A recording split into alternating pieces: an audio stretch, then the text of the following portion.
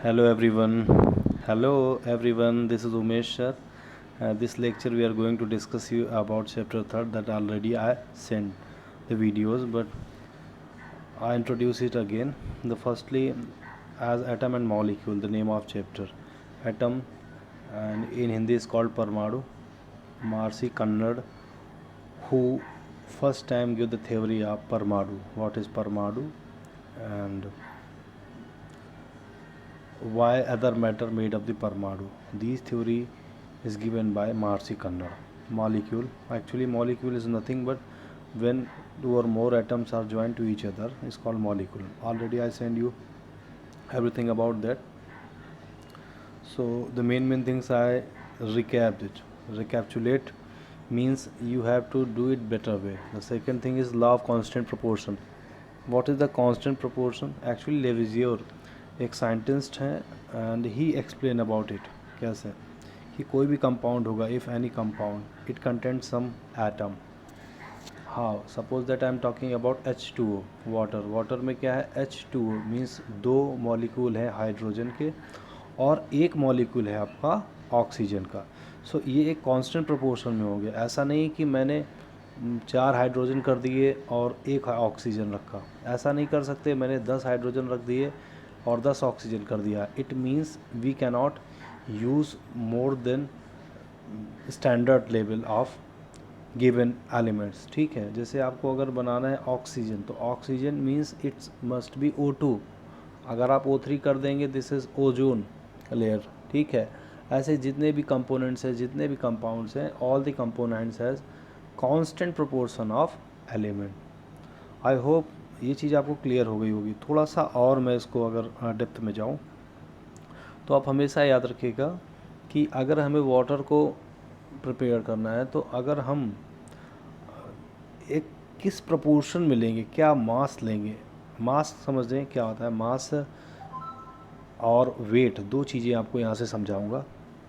Wait means जिसमें मास और gravity दोनों काम करें.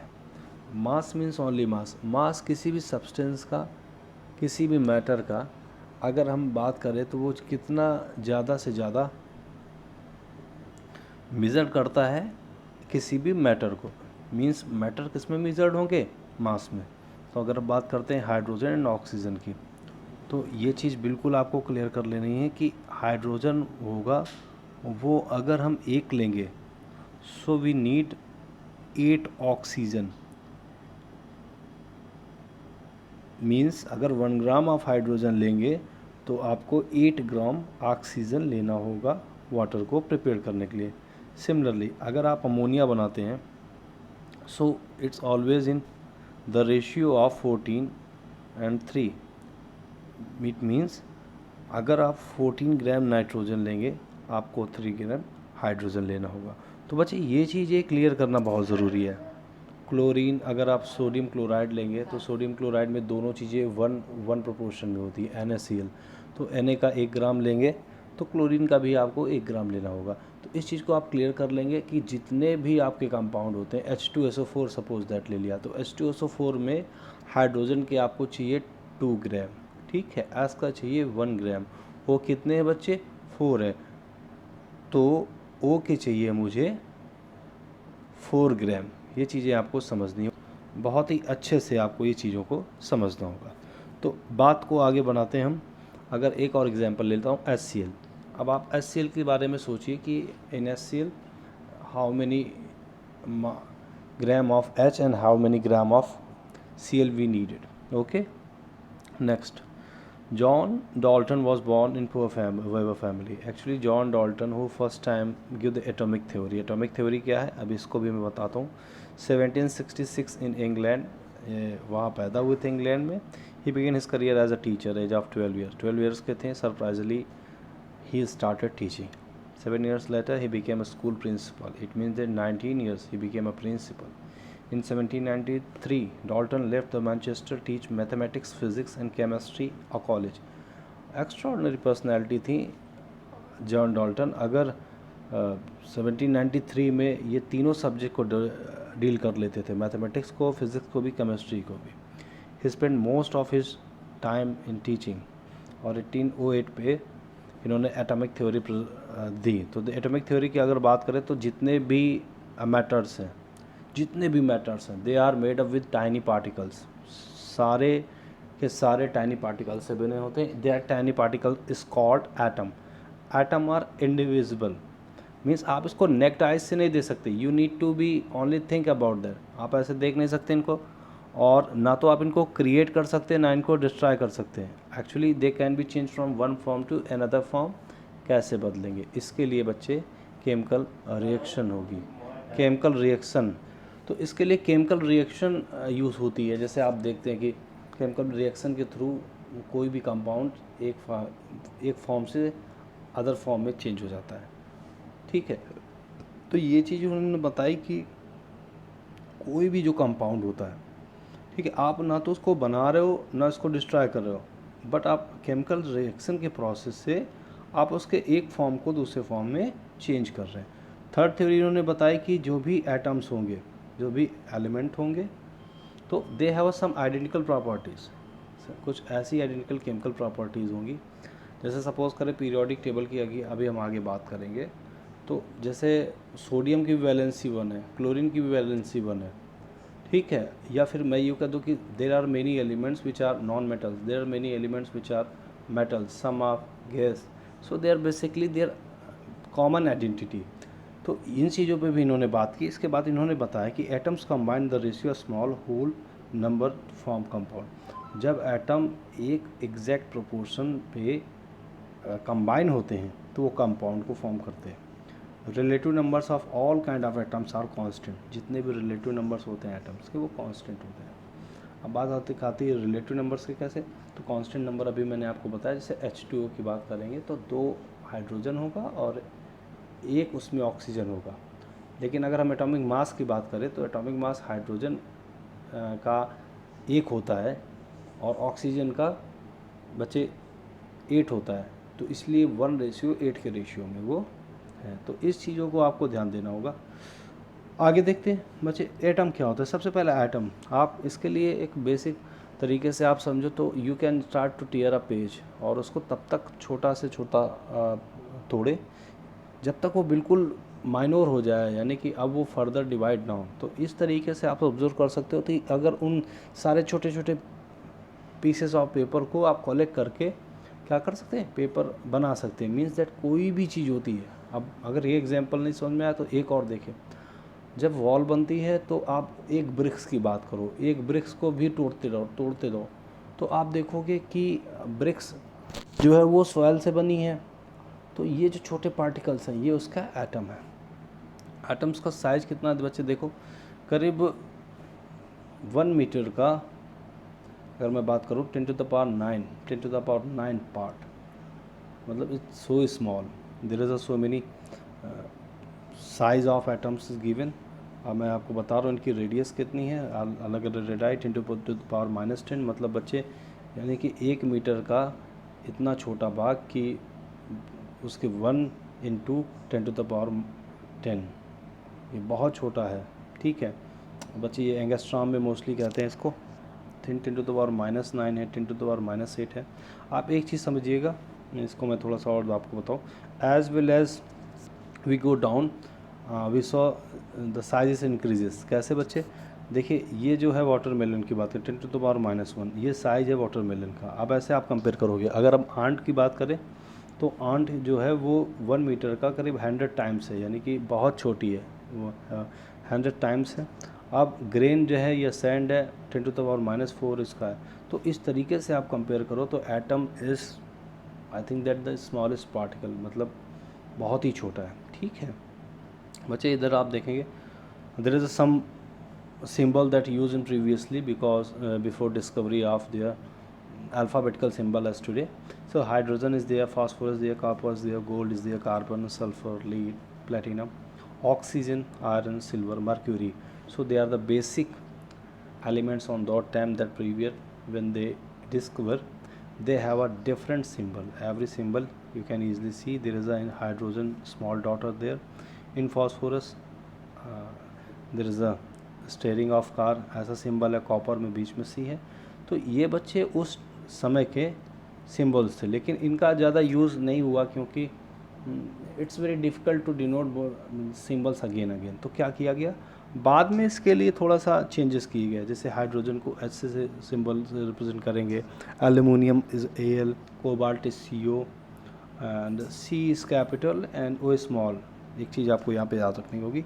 तो बच्चे ये सिंबल्स हैं और ये एलिमेंट्स हैं, you need to learn this table and I think that you already learn it. तो aluminium, Al, argon, air, I already guide you previously about that. अब बात करते हैं बच्चे एटॉमिक मास की। ये इम्पॉर्टेंट है क्योंकि यहाँ से क्वेश्चन बनेंगे और उसके बाद फिर मॉलिकुलर मास से बनेंगे। तो ये चीज़ें और रिएक्शन कैसे करते हैं एलिमेंट्स, इनके बारे में, वैलेंसी के बारे में, तो एक एक करके क्लियर करेंगे। अभी हम छोटे से टॉपिक को उठाते हैं, एटॉमिक मास। एक्चुअली डाल्टन की जो एटॉमिक थ्योरी थी उसने प्रपोज किया था इसके बारे में। उन्होंने कहा था each element had a characteristics atomic mass. Theory could explain the law of constant proportion so well that scientists were promoted to measure the atomic mass of an atom. Since determining the mass of individual atom was a relatively difficult task. तो जब ये difficult था तो relative atomic mass को कैसे determine किया, चलो इसका मैं एक छोटा सा एग्जांपल लेता हूँ। मैंने कार्बन मोनोऑक्साइड लिया, ठीक है, कार्बन मोनोऑक्साइड लिया आपकी बुक के अकॉर्डिंगली, और उसमें ऑब्जर्व किया गया जो कार्बन था वो 3 ग्राम और ऑक्सीजन का 4 ग्राम लिया गया, ठीक है। तो इस तरीके से हम कह सकते हैं कि कार्बन जब 3 है तो ऑक्सीजन 4 है। अगर बच्चे कार्बन 1 होगा तो ऑक्सीजन कितना चाहिए होगा, 3/4। या बच्चे अगर ऑक्सीजन 1 होगा तो कार्बन कितना चाहिए होगा, सॉरी, अगर कार्बन 4 है और ऑक्सीजन 3, सॉरी, अगर कार्बन 4 है ऑक्सीजन 3 है तो बच्चे अगर ऑक्सीजन 1 लेंगे चाहेंगे तो मुझे कार्बन चाहिए होंगे 4/3। बात इसको आप समझे, ठीक है। तो इस तरीके से हम बता सकते हैं कि एक यूनिट पे दूसरा एलिमेंट का कितना मास होगा। अगर हम फिर से पानी से ही बात करते हैं, वाटर में एक H है, एक हाइड्रोजन है और 8 ऑक्सीजन है, 8 ऑक्सीजन है। आप सपोज़ करिए बच्चे अगर एक ऑक्सीजन होगा तो हाइड्रोजन कितने चाहिए होंगे, 1/8 चाहिए होंगे, ठीक है।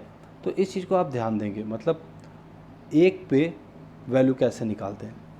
तो एटॉमिक मास को हम लोग AMU से रिप्रेजेंट करते हैं, AMU।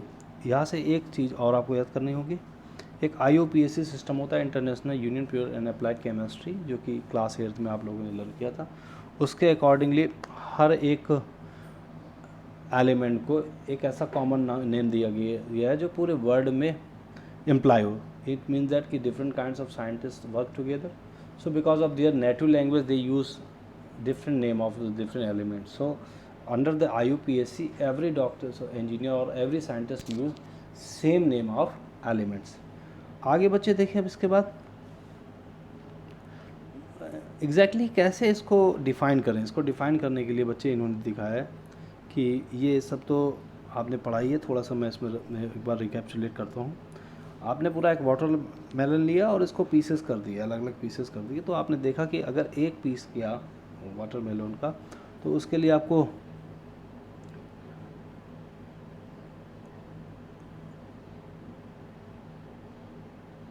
बच्चे आपको डिफरेंट जो भी शायद it's look like a Apple, 2 Apple का नीड है। इट मीन्स दैट कि हमें बैलेंस करना बहुत इंपॉर्टेंट है। जब भी कभी हम कोई भी ऐसे एलिमेंट लेंगे और या फिर ऐसे कंपाउंड लेंगे जिससे हम दूसरा कंपाउंड बनाएंगे, तो ऑलवेज़ रिमेंबर दैट कि उनको बोथ साइड को हमें बैलेंस करना सीखना पड़ेगा।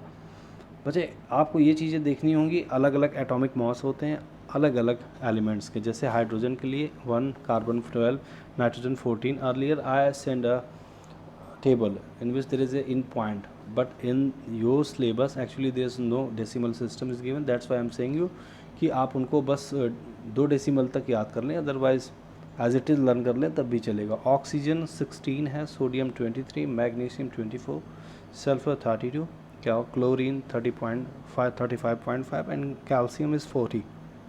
सो basically they are the atomic mass of those element that is use in your syllabus. आगे बच्चे बात करते हैं व्हाट इज़ मॉलिक्यूल। मॉलिक्यूल क्या है? मॉलिक्यूल मीन्स जैसे आपने क्या किया कि किसी भी एटम्स के आपने दो या दो से ज़्यादा आपने एटम्स ले लिए और उनको कंबाइन कर दिया, जैसे O plus O2 is a kind of molecule. O2 किसका काम करेगा? मॉलिक्यूल का।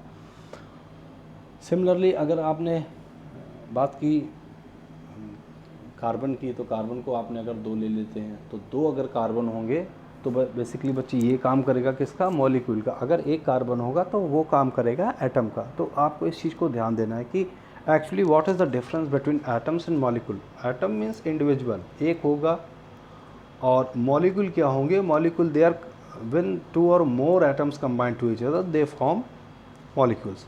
बच्चे ये बहुत क्रूशियल पॉइंट है, आप इसको बहुत ध्यान से देखेंगे। कुछ ऐसे एलिमेंट हैं जो मतलब मोनो एटमिक होते हैं, इस चीज़ को भी देखना होगा। मोनो एटमिक मीन्स जिनको आप केवल उनके नाम से ही रिप्रेजेंट कर देते हो। जैसे बच्चे अगर बात करते हैं हम आर्गन की, हीलियम की, दे आर मोनो एटमिक। ये एक ही एटम वो मॉलिक्यूल का भी काम कर देगा और वो सिंबल के लिए आप उसको एटम से भी रिप्रेजेंट करते हैं। बट अगर मैं बात करूँ ऑक्सीजन की, तो we can not write only O, हमें ओ के साथ एज अ सफिक्स टू भी यूज़ करना होता है। O2 means oxygen. तो बच्चे वो एलिमेंट जिनमें दो इलेक्ट्रॉन होते हैं, अभी इसके बारे में मैं आगे डिस्कस करूँगा, जो दो इलेक्ट्रॉन से दो इलेक्ट्रॉन को अपने पास बुलाते हैं, यानी किसी ऐसे मॉलिक्यूल जिनकी वैलेंसी 2 होती है, वो सारे बच्चे डायटोमिक होते हैं। जिनकी एक होता है, यानी जिनमें एक इलेक्ट्रॉन होता है, उन्हें हम मोनोटॉमिक बोलेंगे। और टेट्राटॉमिक में बच्चे 4 होगा, और सल्फ़र में पॉलीएटॉमिक होगा, 4 से ज़्यादा हो सकते हैं। अब बात करते हैं यहाँ पे कंपाउंड और कौन किस रेशियो से वो है। जैसे वाटर की बात करते हैं तो 1:8 है। अमोनियम में 14 नाइट्रोजन होगा तो 3 हाइड्रोजन होगा। CO2 के लिए 3 कार्बन होगा तो 8 ऑक्सीजन होगा। तो बच्चे इस चीज़ को और ढंग से समझे। जैसे अभी मैंने आपको बताया कि जैसे हाइड्रोजन है, हाइड्रोजन का जो मास है वो 1 होता है, ठीक है, और एटॉमिक मास भी 1 होता है। तो बच्चे अगर हम इसका रेशियो निकालते हैं मास का एटॉमिक मास से, तो 1/1, ये बच्चे आ गया 1। अगर हम ऑक्सीजन की बात करते हैं तो बच्चे ऑक्सीजन का जो रेशियो बाय मास होता है, ये एटॉमिक नंबर भी ये होता है, 8 है। और बच्चे जो इसका आपका एटॉमिक मास है वो 16 है। जब हम इसको डिवाइड करेंगे 8/16, तो बच्चे ये वैल्यू 1/2 आएगा। कितना आएगा? 1/2। इट मीन्स अगर ऑक्सीजन होगा हाफ तो हाइड्रोजन होगा 1। Since we can not take half, इस चीज़ को आप क्लियर कर लीजिए। तो हाफ नहीं ले सकते, यानी 1 लेंगे। तो बच्चे अगर ये 1 लेंगे तो ऊपर क्या करना पड़ेगा हमें? 2 से इसमें मल्टीप्लाई किया गया, 2 से इसमें किया, तब बच्चे ये 1 हो गया, ये 2 हो गया। इतनी बात क्लियर हो गई। आगे देखते हैं what is an ion. Ion क्या होते हैं? आयन की बात अगर मैं करता हूँ आपको, तो देखो क्या होता है बेसिकली, जितने भी ये एलिमेंट होते हैं, actually because of their chemical properties they can react with any other elements. ये किसी अदर एलिमेंट से रिएक्शन करते हैं। अब इस आयन को हम थोड़ा सा और डीप में ले जाके आपको समझाते हैं। बच्चों ये जो मैंने अभी आपके सामने इस फिगर को दिखाया है, actually is nothing but as a structure of atomic shell. Atomic shell का स्ट्रक्चर होता है और इनमें अलग अलग लेयर्स होते हैं। अलग अलग लेयर्स बच्चे ऐसे होते हैं, जैसे सपोज़ करो कि इसमें कैसे कैसे लेयर्स होते हैं, अभी मैं आपको बता रहा हूँ, 1 मिनट बस। बच्चे there is a K cell. सबसे पहले बच्चे ये पूरी के सेल होती है, ये सबसे पास की सेल होती है। यहाँ पे एक नंबर आप देख रहे होंगे बच्चे, ये जो नंबर लिखा है आपको इसको ध्यान देखना होगा, ये बहुत ध्यान से देखना होगा, ये इम्पॉर्टेंट है। किसी भी सेल में जो मैक्सिमम नंबर ऑफ़ इलेक्ट्रॉन हो सकते हैं वो बच्चे हो सकते हैं आपके 2n², where n is equal to the number of shell. हम k के लिए बच्चे 1 लिखेंगे, k सेल के लिए, ठीक है। l सेल के लिए बच्चे हम 2 लिखेंगे, एंड m के लिए बच्चे हम 3 लिखेंगे, और n के लिए बच्चे हम 4 लिखेंगे। यहाँ से हमें एक चीज़ देखनी है कि बच्चे जब हमने ये लिख दिया ना अलग अलग, तो सबसे पहले देखेंगे हम अगर बात करें के सेल की, so for K shell we use n equal to 1, so we observe that 2n² equal to 2। It means that in K shell means this is a K cell.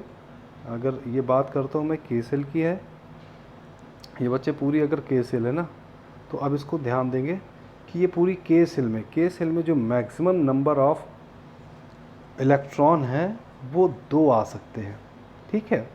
अब इसके अगर हम बात करते हैं बच्चे एल सेल की, तो L equal then for else we use N equal to 2। जब बच्चे हम 2 रखेंगे तो आप देखो यहाँ पे रखो, ये जैसे ही आप 2 रखोगे तो बच्चे आपको मिलेगा 2 मल्टीप्लाई 2 स्क्वायर, और जब आप 2 स्क्वायर करेंगे तो आप देखेंगे 4 4 2 ज़ा 8, तो बच्चे आपको ये 8 मिलेगा, ठीक है। सिमिलरली अगर हम बात करेंगे एम इक्वल टू 3 बच्चे रखेंगे तो देखिए फार्मूले में आप रखो यहाँ पे 2 multiply 3 square means 9 multiply by 2 equal to 18। Therefore in M shell the number of maximum electron is 18 for N के लिए बच्चे हमने यहाँ पे 4 रखा, तो 2 मल्टीप्लाई 4 स्क्वायर इक्वल टू बच्चे 4 के स्क्वायर करेंगे 16 multiply by 2 the value will be 32। तो बच्चे इसमें हमने देख लिया कितना आएगा, 32 आएगा। यहाँ से हमने ये सीखा कि जितने भी अलग अलग सेल्स होते हैं के एल एम एन, उनमें जो नंबर ऑफ इलेक्ट्रॉन, जो मैक्सिमम इलेक्ट्रॉन आ सकते हैं वो इस 2, इसमें 8, इसमें 18, देन 32, देन 18, इस पूरे प्रोसेस से आते हैं। बच्चे आपको ओ तक नहीं पढ़ना है, आप इसको बिल्कुल कट कर दीजिए, आपको बस एल तक पढ़ना है, सॉरी एन तक पढ़ना है। तो चलिए फिर से हम इसी की बात करते हैं। इसका मतलब है क्या, what is exactly meaning that के इक्वल टू 2 एलिमेंट्स भरे इलेक्ट्रॉन भरेंगे, ये है क्या। एक्चुअली क्या होता है, जैसे के की बात करेंगे तो के मैक्सिमम सेल में 2 इलेक्ट्रॉन आ सकते हैं। इसको आप ऐसे समझ सकते हो कि अगर आपके पास एक बॉटल है, ठीक है, या सपोज़ करिए आपके पास एक तरीके का आपके पास बॉक्स है और उस बॉक्स में आप केवल 2 पेन रख सकते हैं, यानी 2 से ज़्यादा होगा तो उसके लिए आपको कोई दूसरा बॉक्स अरेंजमेंट करना होगा। हाँ, 2 से कम होगा तो no worry, you can keep that in that box. बच्चे बस इसी सिस्टम पे काम करता है कि के में अगर कोई भी ऐसा एटम है, कोई भी ऐसा एलिमेंट है जिसमें 2 इलेक्ट्रॉन है मैक्सिमम, तो बच्चे हम उसको के सेल पे रखेंगे। अगर 2 से ज़्यादा इलेक्ट्रॉन आ जाते हैं, सपोज करें 3 आ गया, 4 आ गया, तो फिर हम उनको शिफ्ट कर देंगे एल में। एल में जो मैक्सिमम नंबर ऑफ़ इलेक्ट्रॉन है बच्चे वो 8 आ सकते हैं, 8 ये मैक्सिमम है। अगर 8 से ऊपर हो गए तो बच्चे हमें उसको सेंड करना होगा, ट्रांसफ़र करना होगा एम के पास। और अगर एम 18 इलेक्ट्रॉन तक रखता है, अगर 18 से ज़्यादा होंगे तो बच्चे फिर हम उसको शिफ्ट करेंगे एन सेल में। तो ये एक प्रोसेस होता है जिसको आपको समझना होगा, और यहीं से बात आती है आपके आयन की। कैसे आती है मैं भी आपको इसको समझा रहा हूँ, 1 मिनट का बस पॉज। देखो बच्चों होता क्या है, मैं थोड़ा इसके डेप्थ में जाऊँगा। सोडियम की बात करें तो सोडियम में जो एलिमेंट होंगे, केवल सोडियम की बात करूँगा। सोडियम का एटॉमिक नंबर पहले आपको याद कर लेना है कि वो 11 होता है। जब एटॉमिक नंबर आपको याद हो गया तो बच्चे अब उसके बाद की हम बात करते हैं। सपोज़ करिए इसका एटॉमिक नंबर 11 है, ठीक है, मींस दैट इस 11 को जब हम भरेंगे तो के सेल की बात करें, के सेल में हम 2 इलेक्ट्रॉन भर लेंगे। उसके बाद बच्चे हम एल में कितने भर लेंगे, 8 इलेक्ट्रॉन भर लेंगे, ठीक है। और उसके बाद बच्चे 2 8, तो ये तो 10 हो गया, 2 + 8 = 10 हो गया। तो बच्चे आखिर इसका एटॉमिक नंबर तो 11 है, यानी 1 कम है, तो वो 1 इलेक्ट्रॉन कहाँ गया, इसकी हमें बात करनी होगी बच्चे। वो 1 इलेक्ट्रॉन कहाँ गया, इसके बारे में हमें डिस्कस करना होगा, और यही आपका आयन बनाने में हेल्प करेगा। कैसे करेगा, अभी मैं आपको इसके बारे में डिटेल से समझाता हूँ। सबसे पहले समझिए होता क्या है।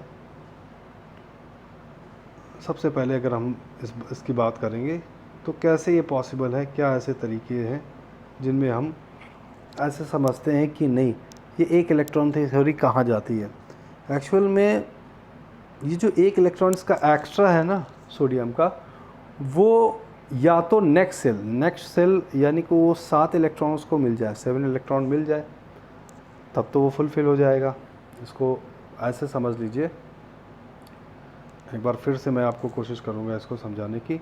ये पहले ही सेल है, इसमें बच्चे आपको चाहिए 2 इलेक्ट्रॉन। मैंने 3 सेल यहाँ पे बना दिया आपके लिए, ठीक है।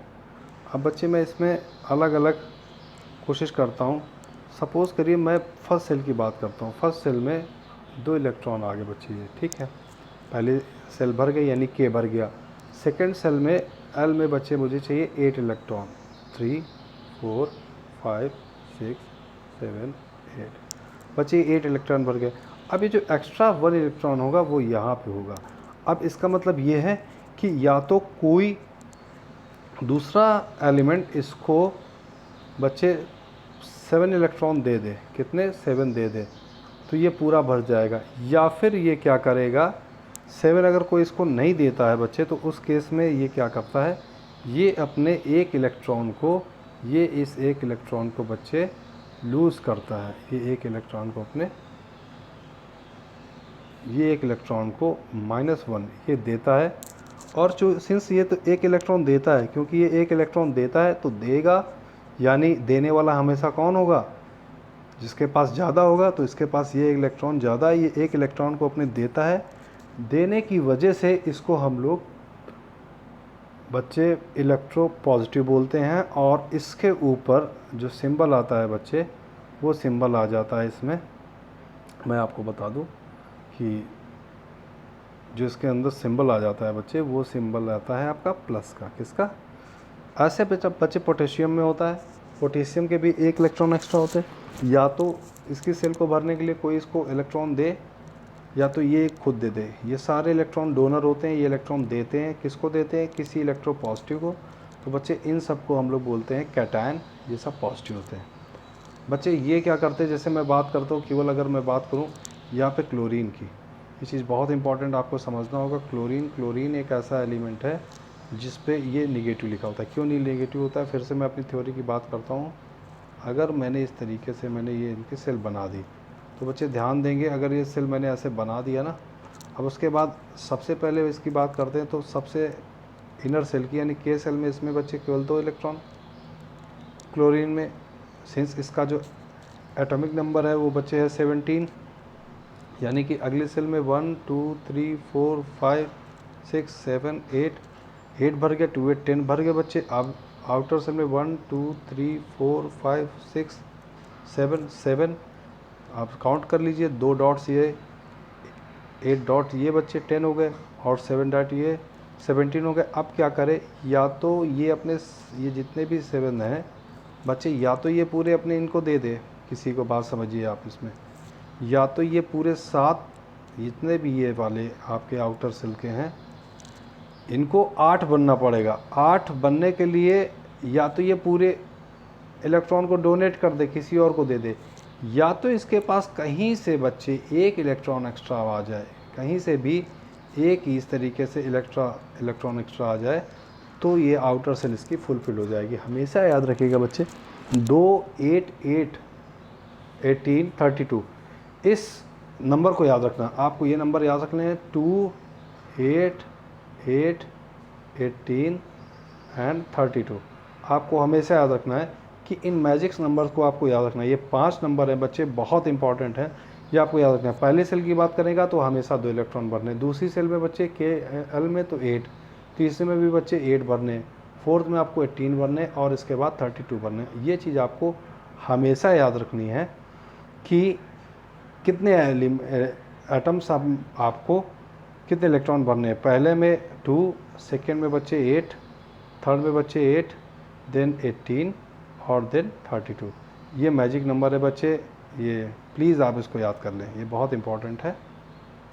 तो इसके अकॉर्डिंगली अब हम अगर ऑक्सीजन की बात करते हैं, मैं ऑक्सीजन की बात करता हूँ। ऑक्सीजन का एटॉमिक नंबर सबको पता है 8 होता है, 8 पर होता है, यानी इसमें कितनी सेल बनेंगी, इसमें मैक्सिमम के और एल बढ़ सकता है। तो मैंने सबसे पहले के सेल बनाया, ये बच्चे के सेल बन गया, ठीक है।